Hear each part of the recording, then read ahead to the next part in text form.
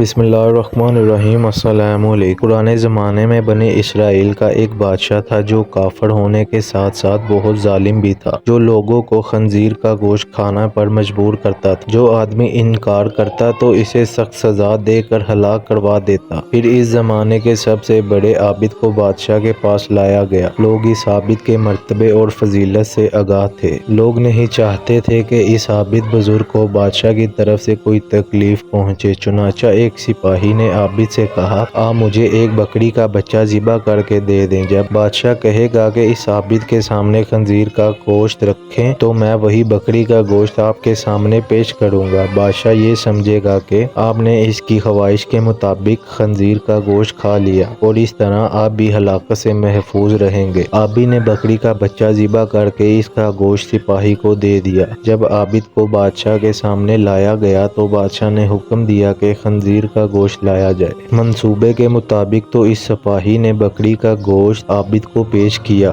بادشاہ نے کہا، میرے سامنے خنزیر کا گوشت کھاؤ۔ عابد نے کہا، میں ہرگز نہ کھاؤں گا۔ یہ سن کر سپاہی نے اشارے سے بتایا کہ یہ وہی بکری کا گوشت ہے جو آپ نے دیا تھا، آپ بلا جھجک کھا لیں۔ لیکن عابد نے بادشاہ کے سامنے وہ گوشت کھانے سے انکار کر دیا۔ ظالم بادشاہ نے سپاہیوں کو حکم دیا کہ اسے قتل کر دیں۔ جب عابد قتل کے لیے لے جانے لگے تو وہی سپاہی قریب آیا اور کہا، آپ نے گوشت کیوں نہ کھایا؟ باخدا یہ وہی گوشت تھا جو آپ نے دیا تھا۔ عابد نے کہا، ایسی کوئی بات نہیں، بلکہ میں اس بات سے ڈر گیا تھا کہ لوگ میری وجہ سے فتنے میں مبتلا ہو جائیں گے، کیونکہ جب بھی کسی کو خنزیر کا گوشت کھانے پر مجبور کیا جائے گا تو لوگ کہیں گے کہ فلاں عابد نے بھی تو مجبور ہو کر حرام گوشت کھا لیا تھا، لہٰذا ہم بھی کھا لیتے ہیں۔